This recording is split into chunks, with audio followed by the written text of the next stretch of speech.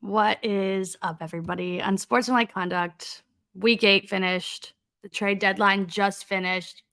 James Harden got traded. Postseason baseball. It's the World Series. NBA's in full swing. And we had a weekend. We had a weekend. We sure did. How was your weekend? Because it looked fun. You went back to Seattle. Yes. Yeah, I did. Yeah. So I went to Seattle for the Browns-Seahawks game. It was awesome. I mean, as a Browns fan, sure, would be cool to see my football team win. Doesn't really happen that often. I'm there for the good times, there for the vibes. It was loud. Everyone says it's super loud there. Oh, yeah. It was loud. I couldn't even hear myself thinking there. Their fans were way too nice, though. Like above and beyond nice to us, which I really appreciate that. No one chirped us ever. No one gave us any mean comments. Good vibes, nice people. And they got a win at the very end. So it was a good day all around for that. Must be nice. Must be nice. Yeah, it must be nice to see your team be successful and do good things and be cool and be fun and be entertaining for your fan base. I don't know. There's a lot of things I could say about that, but I don't even want to go down that. Cleveland Browns. I don't even know. I don't even know. No, but this is one of those days where like we probably will talk about our own teams at minimum because there's a lot of other things going on that are far more entertaining than two football teams with -6 quarterbacks. So I don't know. Oi. I don't even know what to say about them. So let's just dive into the 5 things because I can't discuss the New England Patriots. So James Harden out of Philly, not surprising, especially because he didn't show up, and then when he finally showed up with like his bags packed, ready to go on their first road trip, they sent him home. They said you're not coming with us, which I understand. Of course. I get it. Of course. You don't get to kind of just not show up as one of the superstars on this team and then just decide one day that you're ready to come, ready to get going. So now he's a Clipper. And I've got some thoughts about that because I've seen a lot of tweets saying this Clippers team is going to be so good and who's going to stop them in the West? Well, I know who's going to stop them. Well, first of all, their own team. Thank you. This team would have been a super team 5 years ago. And that even still might be pushing. Like, now don't get me wrong. I don't think it's going to be some scrub mediocre team. They're going to be competitive. Of course not. They're going to be compete. They're going to do things really well. But I feel like this group of guys all together, something bad is bound to happen. I mean, Kawhi, when's he going to see the court? Realistically, how many games is he going to play? Just not even like speculating that there's an injury going on or like anticipating he's going to get hurt. It's just throughout his career, especially of late, he misses a lot of time. Paul George misses a lot of time.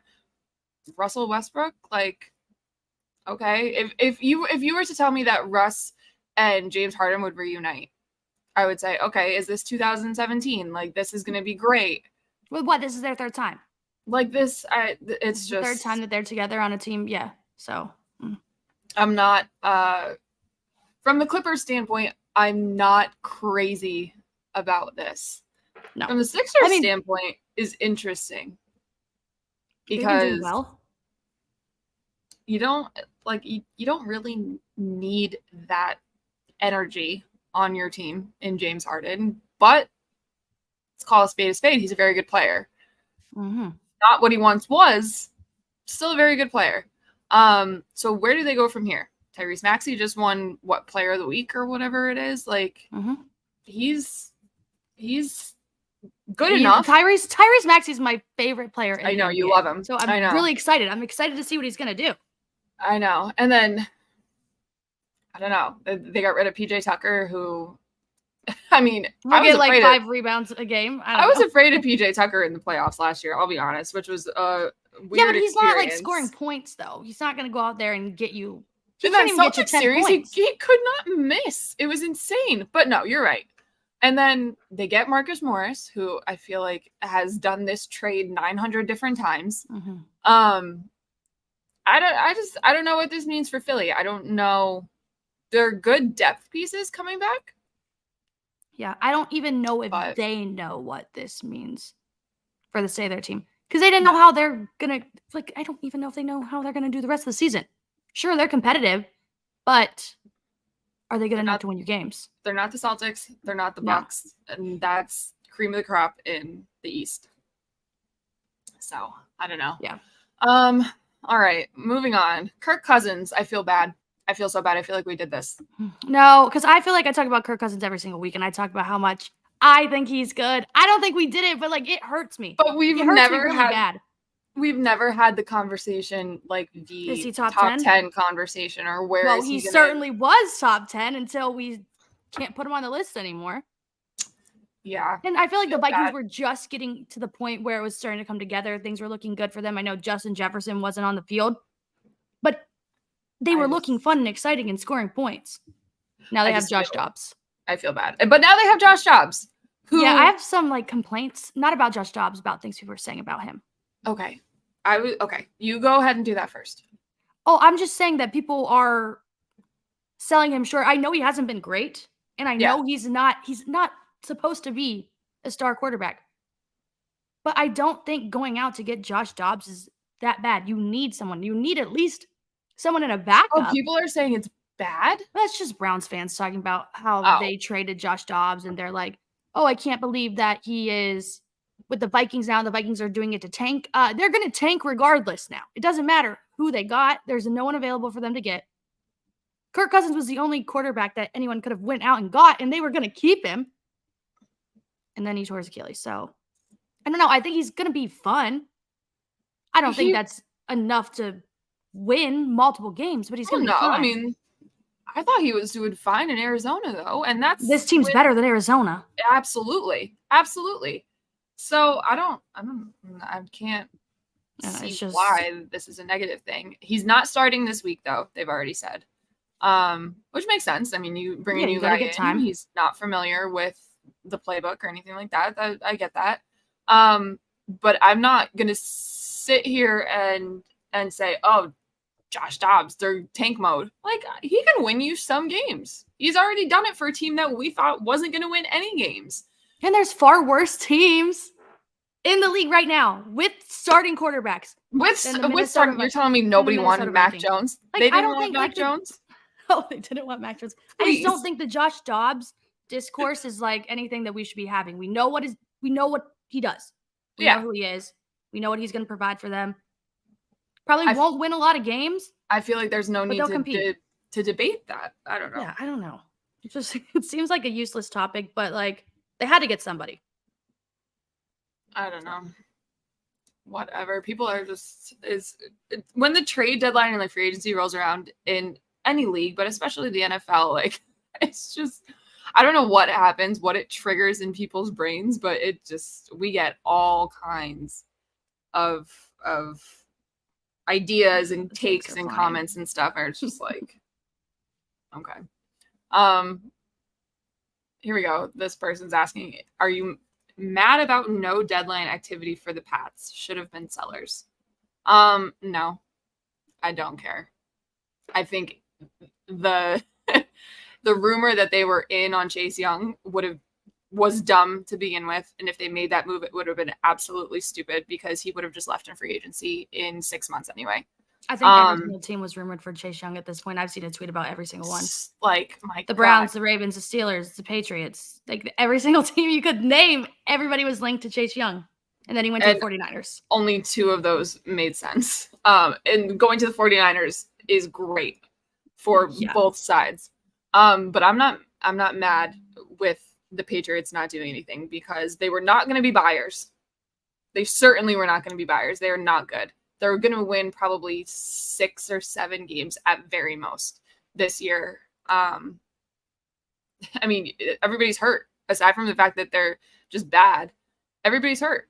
And then I'm cool with them not selling off Uche, Duggar, and Onwenu because those are young guys that I think you should build around. Now, whether they're going to re-sign them, extend them, whatever, remains to be seen. I obviously don't know. But I like that possibility more than trading them away. I don't know. Whatever. I have no feelings.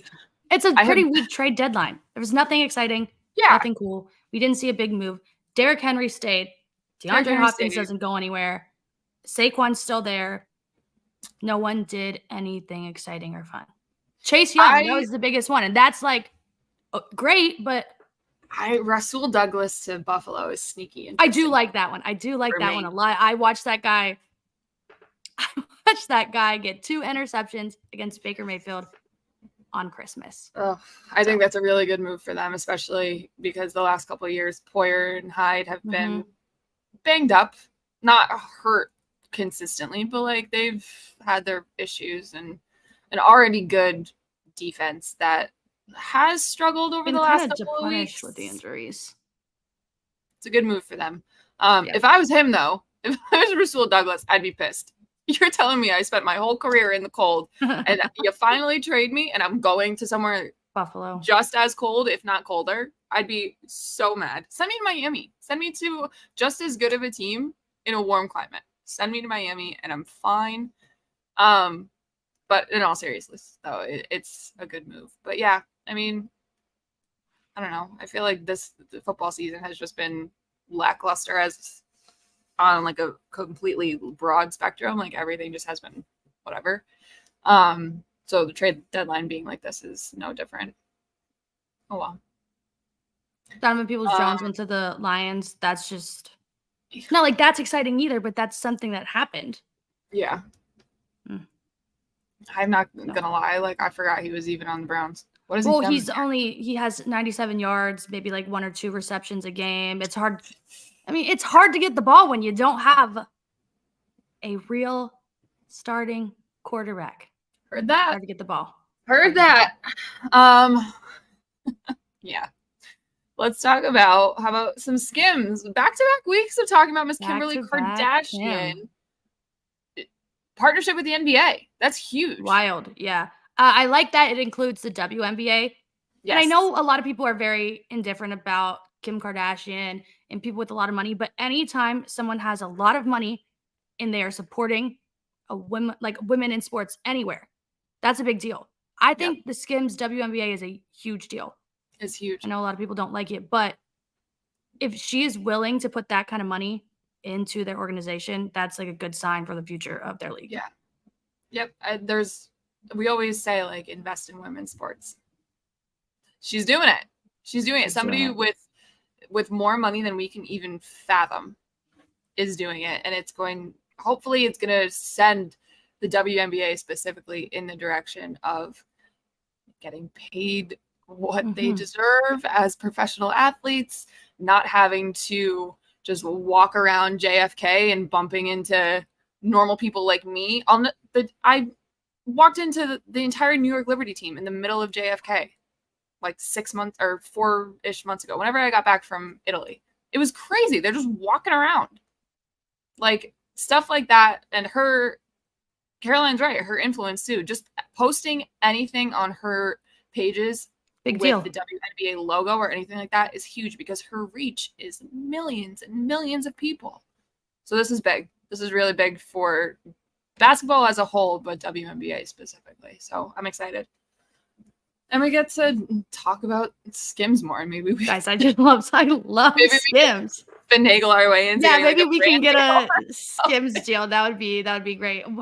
There's just what's our favorite Skims product? I have so many Skims products. I like the t-shirts, the boyfriend t-shirts. I like the tight t-shirts. I like their leggings. I like their bodysuits. Yeah. I like their shapewear. I have like probably 10 to 15 different things. I just got ordered, I think a week ago, Friday maybe, and I got the long sleeve with the leggings and like a couple new bralettes and stuff, and they're just they're so comfortable. It's comfortable. So great products. Shout out to Kimmy. Let's see what else we got. World Series. Boy. Texas Rangers, Arizona Diamondbacks. I want the Diamondbacks to win. I really do. Don't think they're going to. The Rangers can just hit the ball a lot further more often than the Diamondbacks can. So I love Nathan Eovaldi, and I would be so happy if he won the World Series, but like the Diamondbacks doing it would be so fun. They lost 110 games last year, and now they're in the World Series. Yeah, they would be, because I saw this last week, and I was like talking about they have the longest odds to win a World Series. They would be the longest odds to win. That's crazy. To start the season, it was at plus 12,000, and there were only like 4 teams with higher odds. I think maybe the Athletics. Teams that you would expect. The Athletics, the Rockies, the Nationals, and I think the Pirates. Yep, that makes sense. Higher than them, and then it went to the That's ridiculous. Diamondbacks. Did you see how I lost my bet last night? I didn't see because I was on a plane trying to make it back, but I saw that you needed Ketel Marte to have 2 bases, and I saw that he had a single. So, okay, we did Sports Equinox parlays yesterday. Everybody on the social team, I had one, Gabb had one. Yeah, I'm never betting on hockey ever again. That was the dumbest thing done. So, mine was Sam Laporta, 5 or more receptions. Easy peasy. Jason Tatum, over 25.5 points. Easy. Money. He scored 33, and they blew him out. It was great. Brad Marchand, anytime goal scorer. Scores the first goal for the Bruins. I'm set. All I need is Ketel Marte, who is riding a historic hit streak to get 2 more bases. And I thought about just doing to get a hit, but I said, that feels kind of cheap. Fun. So I made it a little bit more interesting for myself. A little too interesting, as it turns out. First at bat, I believe he walked. And then he had a single just because it bounced off of the glove. And it was awarded to him as a hit instead of an error. So that would have cashed, but whatever. And then, so that's 1 base right there. I just needed 1 more. 1 more, just like lay down a bunt for a single or something like that. He rifles 1 to Corey Seager. And he has a little bit of trouble playing it. Just a little bit, but it's enough to get. And they turned the double play, and like it was, I'm watching it and I'm like, this is going to be bang, bang. And it was just half a second before his foot hit the bag. I would have won like $300 too. Damn. Missed it. Just sucks. Like that sucks. Yeah, that was the same. Like that happened to me this weekend. I had an anytime touchdown parlay, and I needed Dameon Pierce, TJ Hawkinson, and who was my last one? Breece Hall. So Breece Hall scored easy. TJ Hawkinson scored easy. And on like the very first drive of the Texans game, Dameon Pierce was in the end zone. He was in there. They caught it a touchdown. 10 seconds later, I look up at the TV. No points are on. There's no points for the Texans. I'm like, what the heck? What the heck happened? Called it back. Gets the ball again later in the game. Down at the 1 again. He couldn't score. Devin Singletary couldn't score. No one on that freaking team could score a touchdown, and that led to a first win for Bryce Young. So it was bad. God, rough weekend. Rough weekend for the gals, but what are you going to do?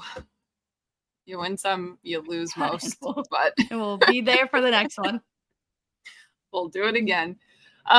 Lastly, some college basketball, which is a little different for us. The number 1 prospect, Cooper Flagg. He was picking between Duke and UConn. And I know that there's quite a big difference between those 2 schools, but us as UConn fans here, we got our hopes up a little bit because it seemed like it was trending in the right direction. But he ultimately committed to Duke. And then he popped up with this wild photo. Some interesting pictures and magazine covers that have been not his fault. It's not his fault. Not his fault. This one with the pitchfork, like apparently they do it that they just do it all the time. This type of Never photo. seen. I've never seen it either. No, but, I've never seen it. It's a flaming pitchfork, and it's yeah, they set this guy up. Like they set him up. It's like when they had Sauce Gardner's isn't as bad, but when they had that hand with the like barbecue sauce, and you're like, what is that? No, this one's interesting. And then the cover of Slam magazine, the like slogan or like headline or whatever you want to call it, said Cooper flagged to join the Brotherhood. Oh. So I'm just like, there's nothing else we could have said about that. Pledges allegiance to the Brotherhood. That's even worse. Oh my God. Okay. That's even worse. Yeah, like, are they just like trying to set this man up for slander? I don't know. I mean, but congrats to him on his choice. He's going to be great time. He's going to be real good.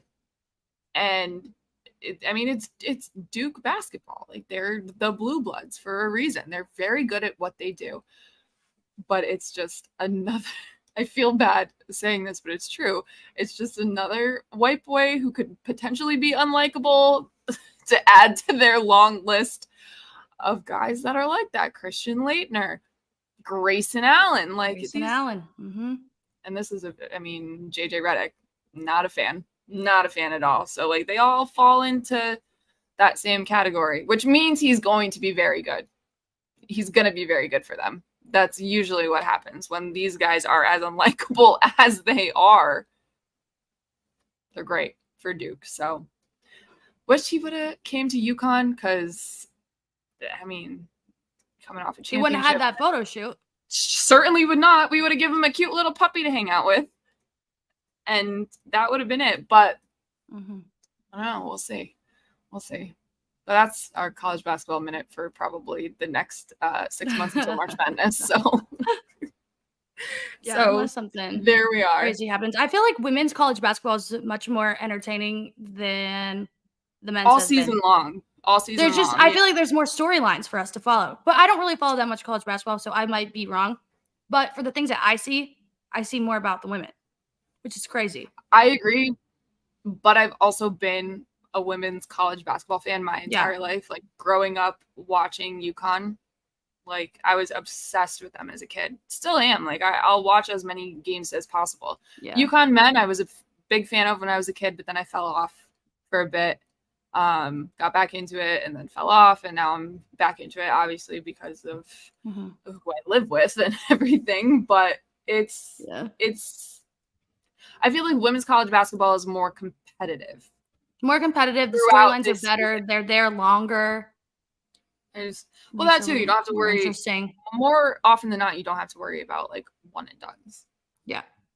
There's rare cases every now and then, but like Paige Beckers, you could latch on to her for her entire collegiate career and like actually build a relationship as a fan. So yeah, and I'm super excited. The Final Four, it's going to be in Cleveland. That's gonna be fun. Yeah. That's exciting. Yeah. So I will be attending. Ooh, if UConn's in it, maybe I'll come visit you. Yeah, come on. We'll go. That'll be fun. All right. Shall we talk about week 8 football for real? Yeah. Week 8 football. A lot of cool things. A lot of bad things. Each week, I know we just talked about Kirk Cousins. Each week there's an injury that's like very significant and it sucks. I'm so bummed about Kendrick Bourne. It's crazy. Yeah, each week there's just multiple players, multiple injuries that are just really unfortunate to the league. Well, it doesn't help that the officiating is already not doing so I didn't really watch the game. I just saw a Tyreek Hill touchdown on a replay. I saw Raheem touchdown. I didn't see much else. There wasn't really much else. I saw a lot of scoring from the Dolphins. There really wasn't much. And I saw the Jalen Ramsey interception. Yeah, bad ball.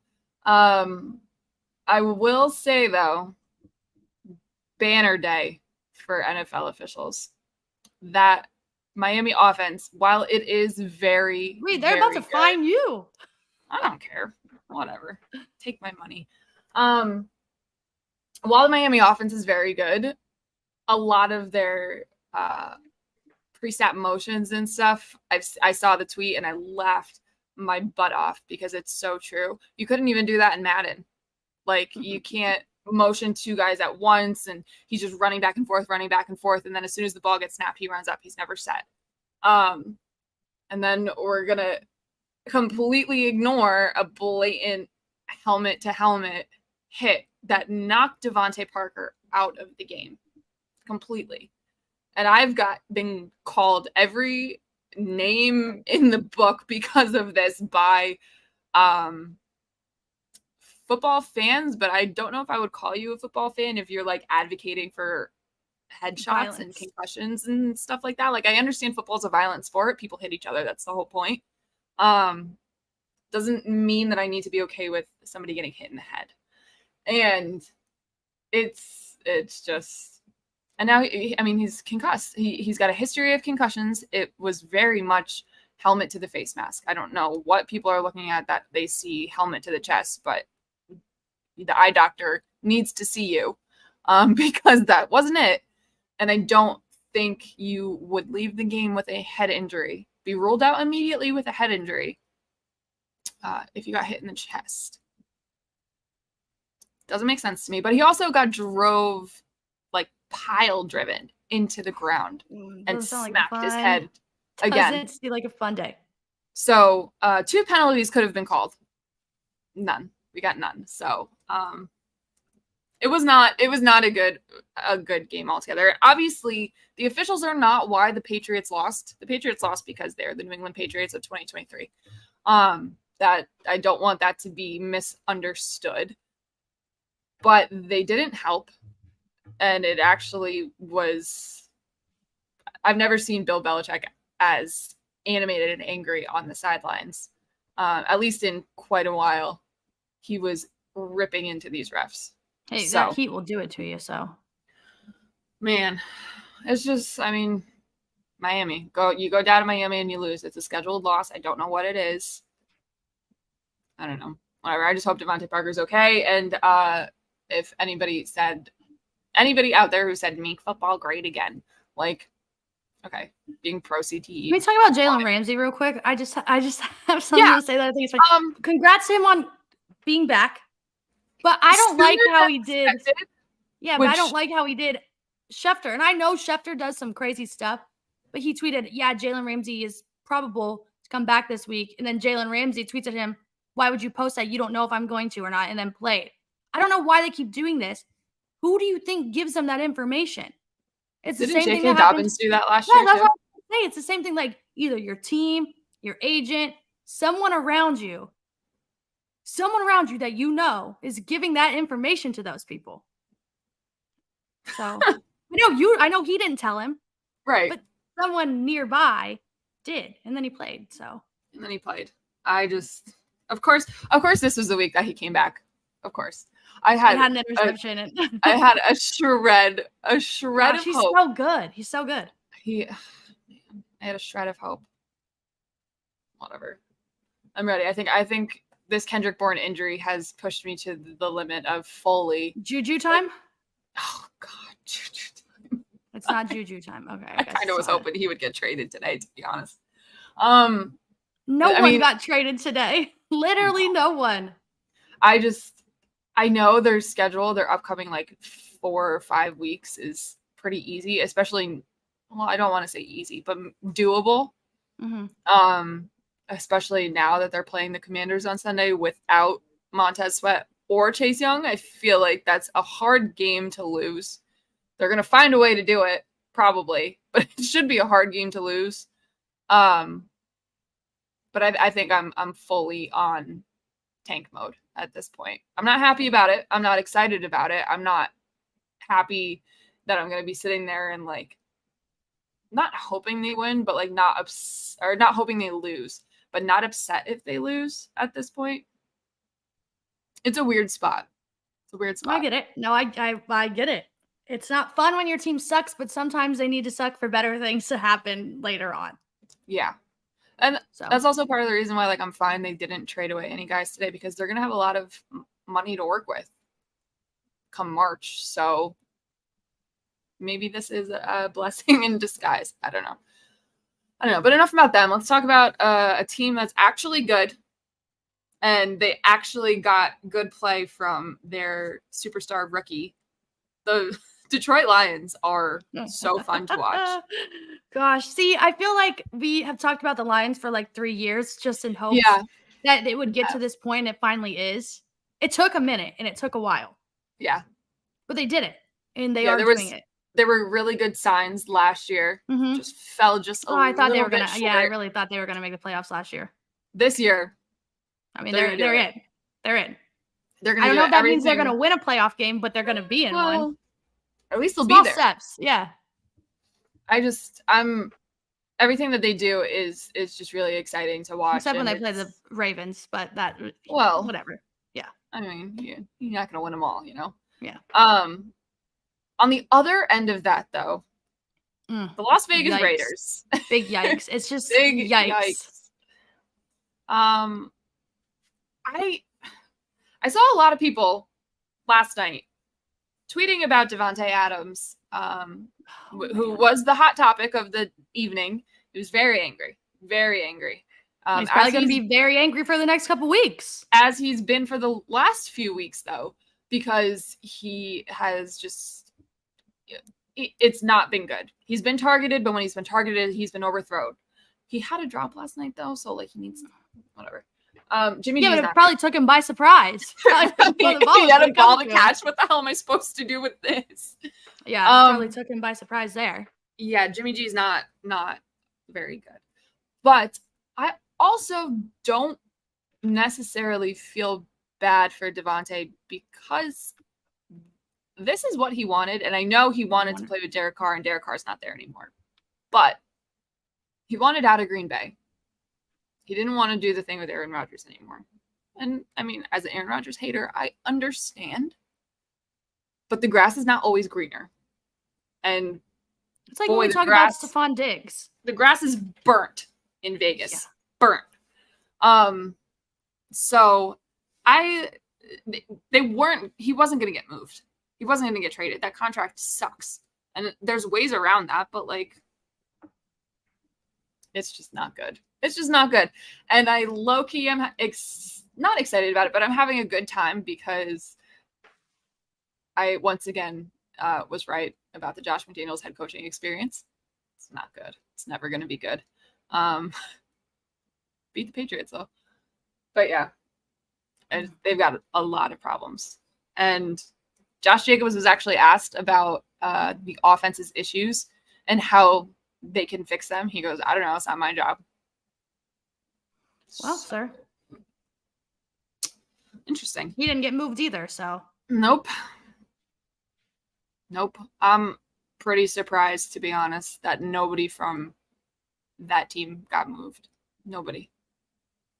Or they didn't acquire anybody to maybe help them.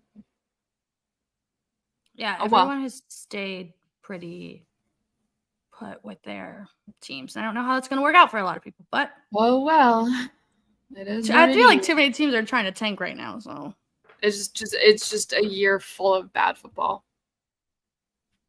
That's pretty much it.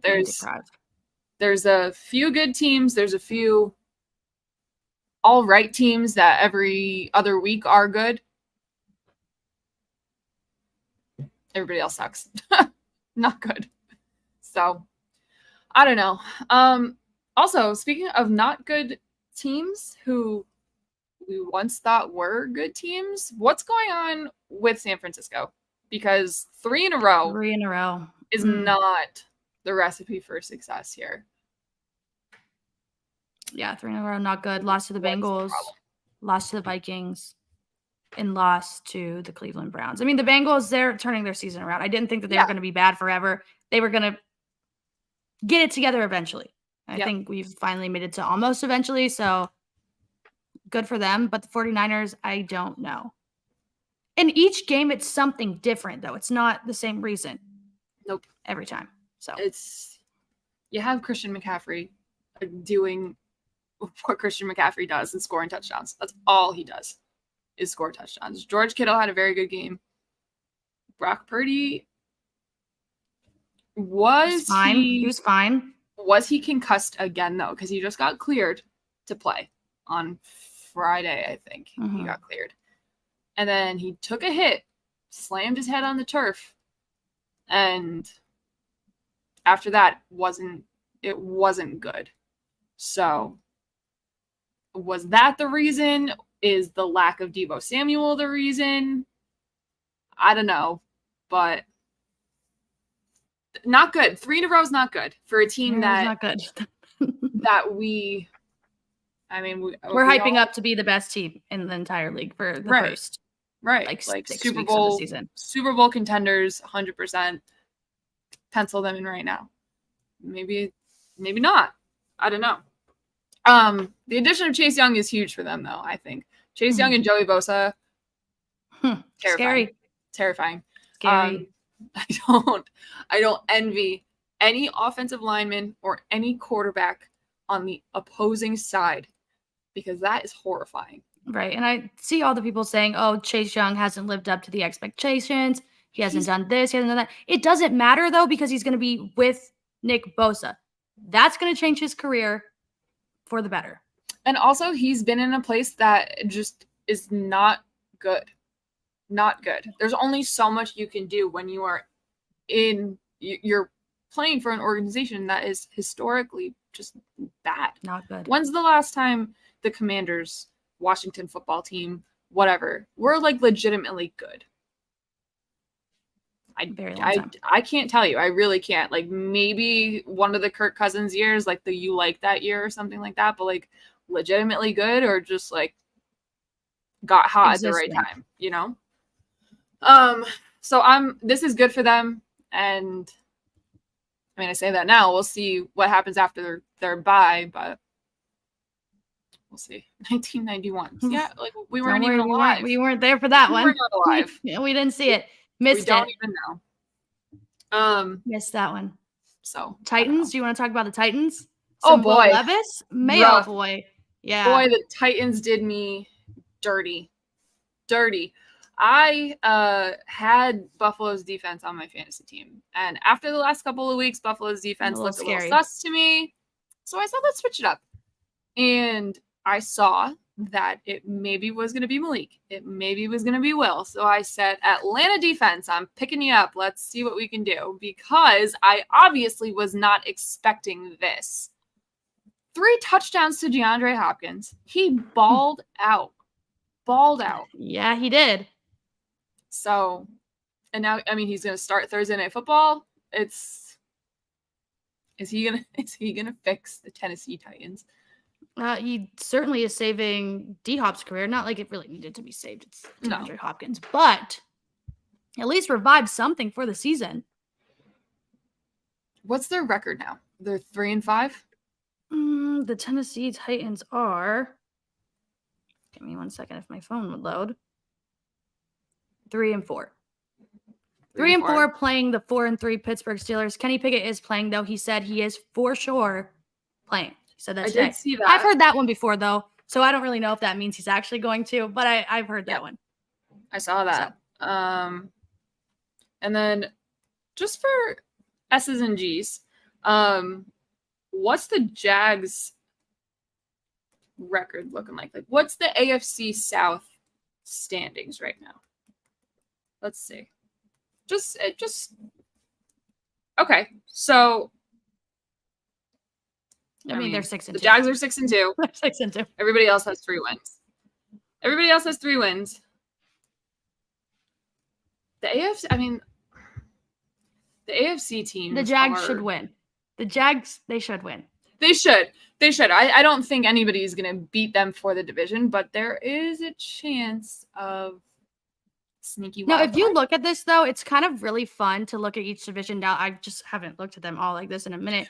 So within the North, South, and the West of the AFC, you have who's really good. Next 3, same record for all 3. Yep. So and then the East is just a mess. Yeah. It's gonna get a little interesting, I think, especially AFC North and especially AFC South for some wild card spots.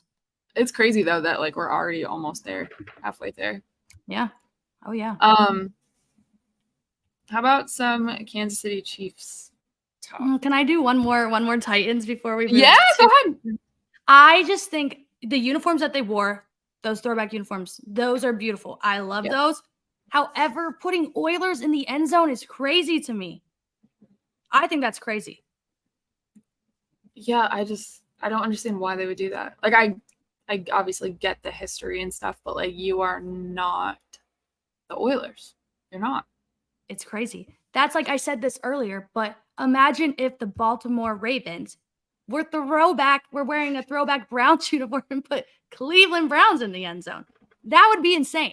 That's like basically, that would be insane. Yeah, why wouldn't you just put Titans in the Oilers colors? Yeah, I don't know.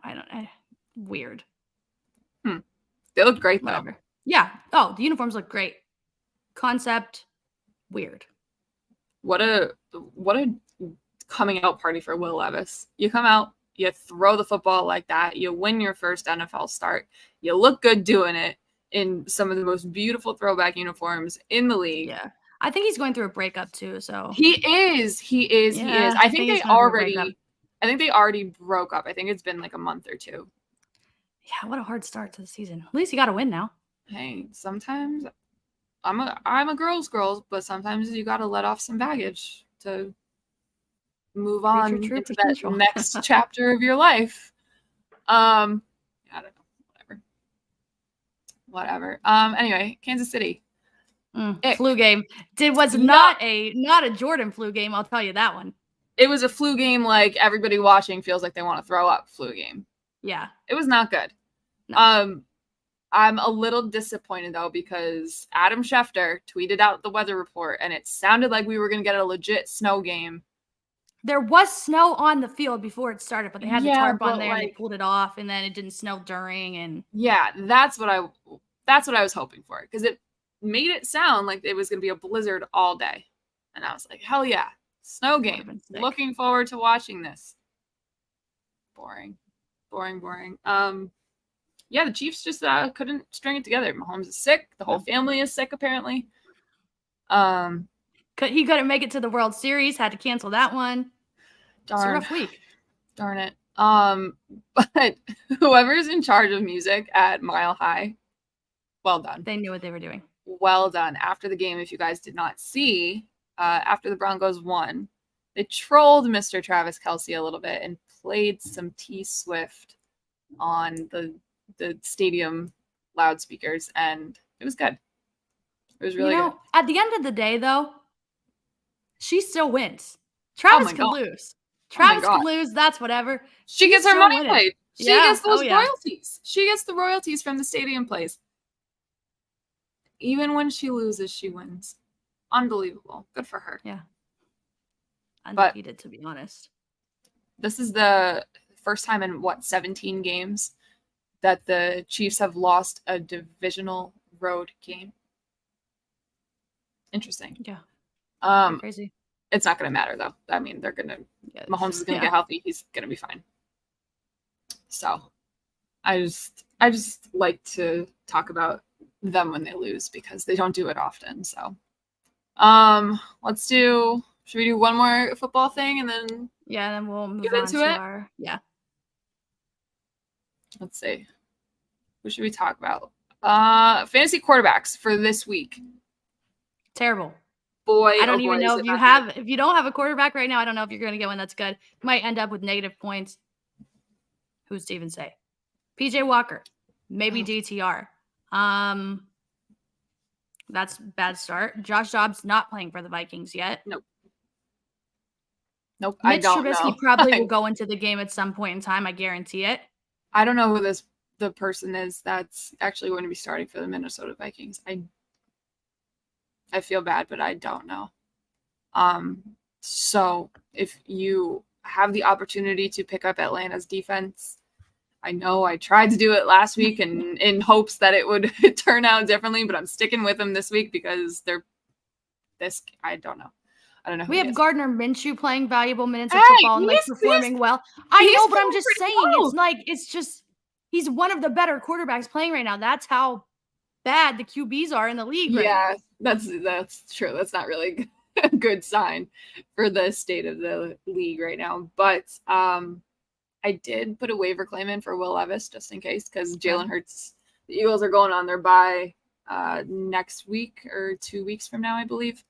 And I'm screwed if at that point. So but other than that, like, I looked at the quarterbacks available in my league just to see. It's not very good. Sam Howell is available. Mac Jones is obviously available. Sam Howell might be your best bet.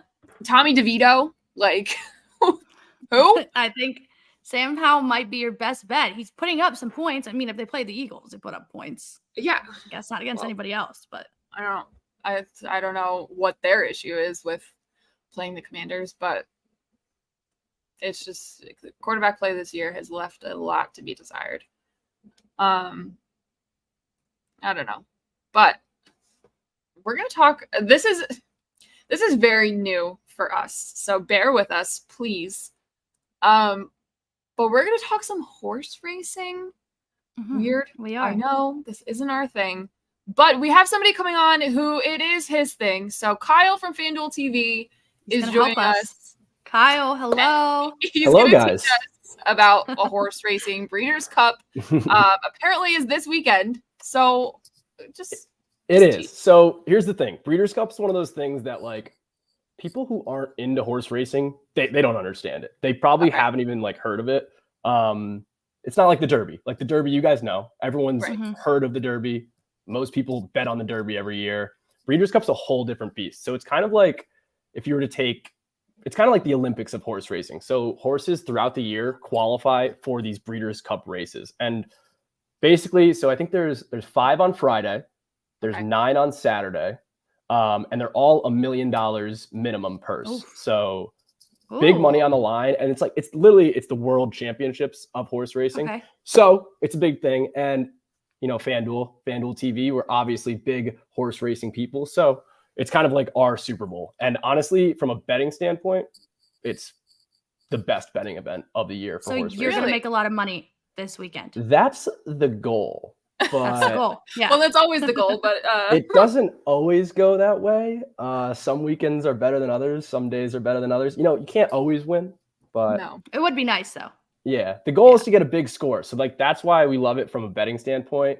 You can bet 50 cents, you can bet $1 and end up winning thousands and thousands of dollars. One of my favorite bets it's called a pick 5 or a pick 6. It's basically like a pony parlay. That's how I like to relate it with non-horse racing people. You have to pick the winner of 5 consecutive races in a row. So throwback 2 Breeders' Cups ago, the pick 6, so it's 6 races in a row, paid $500,000 for a dollar bet. Oh my God. Wow. For So $1? A dollar bet. That being said, it wasn't like the person who bet that ticket only bet $1. It kind of multiplies with the amount of horses. You can pick as many horses per race as you want. But yeah, Breeders' Cup, awesome. It's a ton of fun. I'm out here in California right now, called Santa Anita. That's the racetrack, kind of near LA, and it's a sweet experience. Okay, so I live in LA. Oh, you do? Okay. I looked at where the track was because I was like, where in California so far. is this? It's right past Pasadena. Yeah. And but I was like, it's kind of far. Where are you at in LA? Because I haven't been to LA that many times, but I flew into LAX to get to LAX is far from everything. So. Yeah, it took me an hour and a half to get here. I was like, holy crap. I'm at the halfway point from the airport to probably where the track is. Okay, gotcha. Not that I would go because I don't know. I don't know what I would be doing. Very fair. Very what to be watching. They try to make it a cool event, especially compared to the Derby. The Derby is actually a really fun event to go to, especially even if you're not into horse racing, because it's just you get together with your friends, have some drinks, make some bets and whatnot. All the debauchery that follows with it. But Breeders' Cup's a whole different beast. It's 5 races on Friday that are all, like I said, $1 million minimum. 9 races on Saturday leading up to the Breeders' Cup Classic, which is kind of it's the big one. That's $6 million itself. So so when you say $1 million, that whoever whoever wins. Owner, So think let's see how I can compare it to. Think about a golf event. Think about the Masters. It's a few $1 million and it's split, last place even gets like a small piece of the purse. Okay. So $6 million for the Breeders' Cup Classic. First place gets about 50% of that, so about $3 million. I mean, and that goes to the owners. So the owners, they'll keep most of that money. The trainer gets a small fee, and the jockey also gets a small fee. So for the most part, if you happen to be the owner, it's usually not just one person. It's usually a big group of people that own these horses because they're like, so expensive.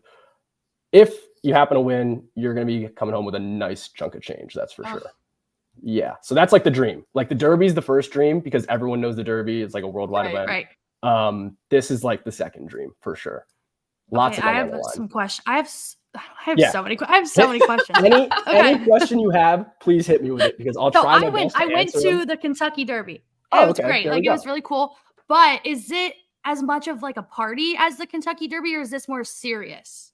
Both, honestly. Okay, like you can Derby, get both experiences. There's not, I don't believe, because the Derby had like a concert, right? Like they have like people performing. I went there and I saw some outrageous things that I've never seen anywhere else. And I've been to a lot of events in a lot of places, but yeah. You want to talk about characters? You'll see characters at the Kentucky Derby. Yeah. Yeah. But Breeders' Cup, it's a little bit more like, it's still like high class. Like people dress up nice. Yeah, but for sure. You get both sides of this like crowd. You get someone like me who's there, one, to have a good time, but two, to make bets, watch the racing and whatnot. And then you get the people who are just there literally just for the good time. Just there to have fun. Yeah.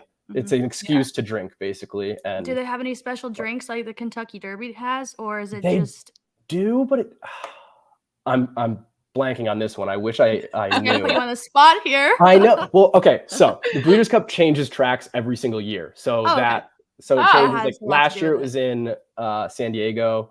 Year before it was in Kentucky. Like it changes every single year. So the drink specialties vary by the track. Where you're at. Yeah. Got it. That's cool though. It is like the Super Bowl. Like every year it's a new location. Yeah, literally. It's very cool and it's a very fun betting event. And like I said, you can have these huge ass scores, which are rare and they're hard to hit, but when you do, oh my God, people go crazy. So why is it this time of year though? I feel like all of the races are like late spring, summertime. Yes. And then it's off. Well, kind for of the ones that horse racing's a world that like most people don't really know everything about. They do race year round. They race in the winter. Oh, well, there you go. So, but the season, like you said, the season is spring, summer, like leading up to the Derby and then after the Derby. Definitely that's like the big racing. But this is like, it's just for whatever reason, it's always the first weekend of November. I think it's worked that way. But yeah, and it's usually in like a somewhat warmer place. Like I think the last time it was anywhere north of Kentucky was like 20 something years ago. So yeah. Because you don't want to. I mean, you don't want to. Way too cold. Yeah, you don't want to go somewhere and just be like shivering. So it makes sense. We made some picks. Okay. All right. Yeah. Well, yeah. I guess we did. Which one? For the Breeders' Cup Classic, the big one? Yes. Yep. Yes. Full disclosure, we actually didn't make these picks. Caroline made them for us and said, "Here you go. Here's our picks." Yeah. So this is what we're going with. This is what we're going with. Apparently, I'm taking Arabian Night, who is supposed to be the favorite. Is that true? Arabian Night is the favorite. There's actually been this week's been kind of wild. A couple horses like withdrew from this big race, which is why Arabian Night's now definitely the favorite. But yeah, talking about him real quick. He's 3-1 right now, so that's plus 300 in sportsbook odds. Okay. For a favorite, plus 300 is pretty sweet. Like you don't get that betting sports, you know. Obviously your favorites will be minus 300. It could go minus to like 500 for a baseball game every day. Yeah. Exactly. So Arabian Night's definitely the favorite. He's trained by Bob Baffert. Have you guys heard that name before? I do know that name. Yeah, he's that guy. You've probably seen him before. He's got white hair and he always wears these like blue shaded sunglasses. Yeah. Didn't he get in trouble not too long ago? Yeah, he's been in trouble a couple times for just like whatnot. But no, he's like the GOAT. He's won multiple Triple Crowns. So that's the Derby, Preakness, and Belmont. Yeah, so he trains that horse if Arabian Night wins, it'll be I think Arabian Night will be the least experienced horse to win the Breeders' Cup Classic. So he's only raced 4 times. He's won 3 of them. Really great record, honestly, because think about it. There's 10-ish horses in a race. Yeah. You win 3 of your 4 races. That's very impressive. Talking about Arabian Night though, or talking about horse racing in general. So I'm sure you've watched a horse race before. There's horses that are on the lead and there's horses that are all the way back. A lot of the times you'll see those horses that are all the way back just come flying in the end. Out of nowhere. That's not Arabian Night. Arabian Night's the one that'll be on the lead, be in first, and hopefully just not look back, go gate to wire. So when that gate opens, Arabian Night will be in first. And that's like, it's kind of easy to predict-ish who's going to get the lead and who's not. That's just like their styles of racing. So Arabian Night's the one who will be in front and hopefully not look back, especially if you're betting on them. Okay. So, but who's the other one that we got? Plus 300 is good. I'm actually might sprinkle a little bit. Gabb, who's yours? Okay, so I can do the first name, the first part. Derma, what's the second part? Oh, you got the Japanese horse. Yeah, what's the second part here? Derma Sotogake. Sotogake, got it. Sotogake. I didn't want to mess it up. I knew I would have. Oh, it's fine. That's like one of those names. I couldn't imagine there's like the race announcers who say like, oh, and Derma Sotogake at the front, blah, blah, blah. I couldn't imagine having to think I would mess up. I'd be, that's too much. Yeah, like, are you kidding me? No way. But I actually like that pick. Oh, nice. Sotogake. I do. So he's 12-1 right now. So that's plus 1,200 to win the race. Mm-hmm. Awesome odds, great value. Yes. And so Japanese horse, like I said, Japan crushed last year's Breeders' Cup. Like they had multiple winners of races that were all like long shots. They're kind of experiencing what people are calling like the golden age of racing in Japan. So right now, we're not in the golden age of racing in the United States. That was might have been a different century. Yeah, I feel like across the board for everything. Like we have soccer, we have basketball, I guess horse racing too. Hey, we got everything here, but we're falling behind, guys. I know, I know. We need to pick it up, but that's all right. But yeah, so Japan's crushing it. They crushed it last year, and this horse was in the Derby and didn't run too great in the Derby. I think ended up finishing 6th, which was the best finish of a Japanese horse so far. They're trending up, and I said that talking about race styles, Arabian Night will be the front runner. Derma Sotogake, total opposite. So this is a horse that will be towards the back of the field and hope to sprint coming around that final turn down the stretch.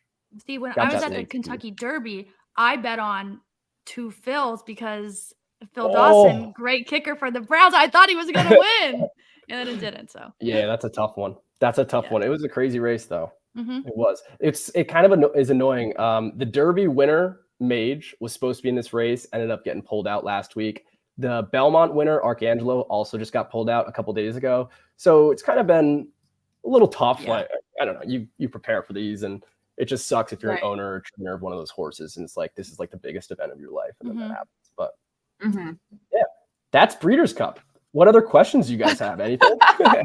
So I know. I'm sorry. I feel like I was just talking a lot. So no, please. That's the whole point. Yeah. Because we don't know. So we want to know who your picks for the weekend are. Who's your I guess your favorite in your opinion, and then who's your sleeper pick? Oh, sleeper pick is tough. So honestly, you picked my horse, Derma Sotogake, because I want to root on a Japanese horse so bad. I liked this horse going into the Derby and was upset, obviously, with the performance. So I like Derma Sotogake here, plus 1,200. I think it's good value. Trying to think of a sleeper. You can't go wrong with anybody because if it's a sleeper, it's your choice. And if it doesn't go, well, whatever. I guess that's a good point. Okay. All right. Let me think. All right. So we'll go White Abario. White Abario is also in the Classic. So that's the big race that we've been talking about.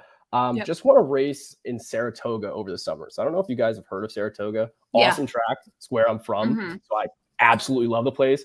White Abario, number 3, is plus 400 in the Classic right now. Who I prefer White Abario over Arabian Night. So they're both kind of similar horses. White Abario should be on the lead also with Arabian Night. Won that race, the Travers it's called in Saratoga, with ease and was a long shot there. So comes into this, expectations are pretty high, honestly. So White Abario, I guess I can't call it my sleeper because 4-1. I guess I can reverse those. White Barrio is my pick.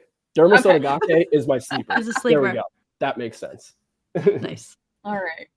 And then I think we have one more question.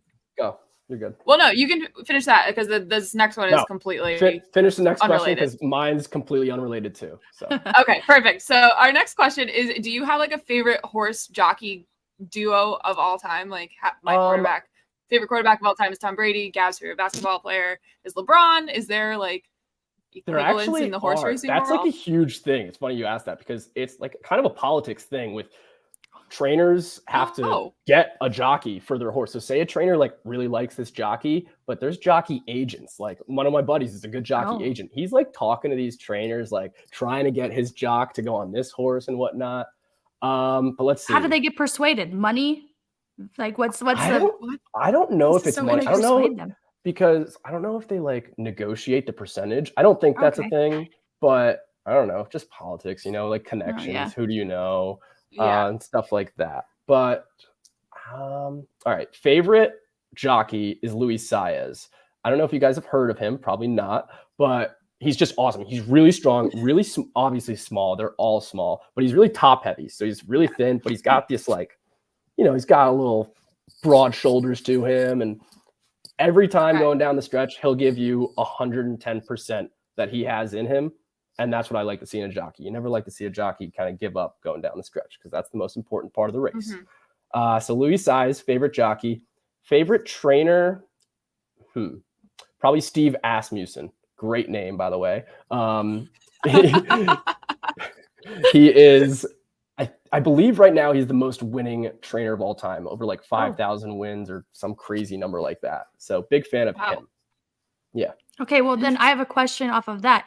You say 5,000 wins. How many horses do they train in like a year or at a time? It's unbelievable. In a year, I don't know. So like they probably have, he's one of the bigger ones. So he's got like hundreds of horses probably. And these are like all different levels. All different levels, all across the country, honestly. So he'll like on a given day, he'll have a horse racing in New York and he'll have another one racing in Kentucky and another one racing in Florida, like multiple horses each day. Wow. Yeah. So it's kind of crazy. It's a really interesting world. There's a lot to it. And I know it's not, especially with people, younger generations aren't as into it. I was lucky enough that I grew up kind of near a track that I ended up falling in love with it so that's how I got into it. But I always try to get my friends and whoever involved whenever I can. It's interesting. It's fun to watch. I'm sorry. Let's hear it, do you have any super like outrageous, crazy, funny stories that have happened to you or that you've seen at a derby? Because I've heard a lot of stories from a lot of different people. I've only been to one derby, so I can't necessarily say with that. Let's see. Or just any horse race. I mean, it's just, there's like so many things that you see that I'm just trying to even think of one. Like the people it's the people that are like, they got their program rolled up and they're watching like they'll be at the track watching a TV and it's not the racetrack that they're at. So they're watching a race in California while they're at a racetrack in Kentucky. And he's like taking it as seriously as possible. And you see this all the time. It's like, what are we doing here, folks? Like, you're at this track, just focus on this one. You don't need to be double dipping. It's like betting. It's like betting Chinese tennis at 4 a.m. Oh, yeah, that's funny. No, when I was at the Kentucky Derby, there was a guy in like shorts and a suit jacket, but it was Astros, like Houston Astros themed. Oh, really? And he had like this paper in his hand. He starts smacking a trash can. He's like, "Do I need to do this for my bets to win?" Everyone has their crazy rituals, and that's some of my favorite stuff. Like my favorite videos that I see like on social media from like horse racing are the ones of people like either winning some crazy bet or losing some just brutal loss at the end. Obviously, that's the same thing in the sports world. Like you love seeing those kind of videos. So yeah. But yeah. Gabb, you're a Cleveland person, right? Mm-hmm. All right. Well, I'm a New York Knicks fan, and we have a great game. Oh, we have a game today. We have a game today. I was gonna go. I was gonna walk over, but then I'm like, I don't know if Donovan's playing. I don't know if Darius isn't playing. Nobody's playing. I'm like, I don't know if I want to make it over there to watch that. I saw what happened in the playoffs. Yeah. Oh my God, you're at those games. Yeah. Well. Yeah. No, but I could do without that for the night, I think. Very fair. Very fair. I don't blame you. I think that's all we have for you. So if you have anything else that you think we should know, watchers should know, anything, All plug your right. stuff. So I'll just say this. You can, if you got the FanDuel Sportsbook, you can bet on both sports and racing with it. It's kind of cool. Like no other app has that. And not that everyone who's betting on the FanDuel Sportsbook is looking to bet on the ponies, but it's cool. You know, your wallet just transfers over to the racing. You can bet the ponies, make some money, and then use that money to bet some sports later on. So there you go. Horse racing, very cool. Very cool. You can spend very little bit amount of money and win lots of money. So it's like We love that. betting a crazy parlay. I'd love to do that one. So Yeah. Please. Thank you guys for having me. I appreciate it. Thank you for coming on and educating us. If you want to plug your stuff too, where people can find you throughout the weekend. Yeah. So I believe Kyle it's at Kyle FDTV on Twitter. That's kind of like the main platform that I'm on, giving out my picks and whatnot, talking about the horses. And then, yeah, just I think at Kyle Levy 123 on Instagram. So yeah, that's really it. Watch FanDuel TV, FanDuel Sportsbook, everything. It's going to be a good weekend. Amazing. Breeders' Cup. I can't wait. Amazing. Thank you so much for joining us and good luck this weekend. Good luck this weekend and go Cavs. Yeah, I was going to say go Knicks. So. Go Knicks. All right, Kyle. Thank you. Yeah. All right. Well, I feel like I learned a lot more. We both did. We went into this not knowing a single thing. So that's why we kind of scheduled this guest for this week. So shout out to Kyle for teaching us because nothing. Clueless. Your girls were clueless going in. Listen, and there's no shame in that. Just be open to learning new things. But I think that's all we have for you guys this week. And I'm exhausted. Yeah, I'm physically, mentally exhausted. We have a long weekend ahead. A lot of basketball, a lot of baseball, a lot of football. If you guys want to enter our daily fantasy contest, again, look out for that on Twitter. But until then, we'll see you guys next Tuesday. Bye.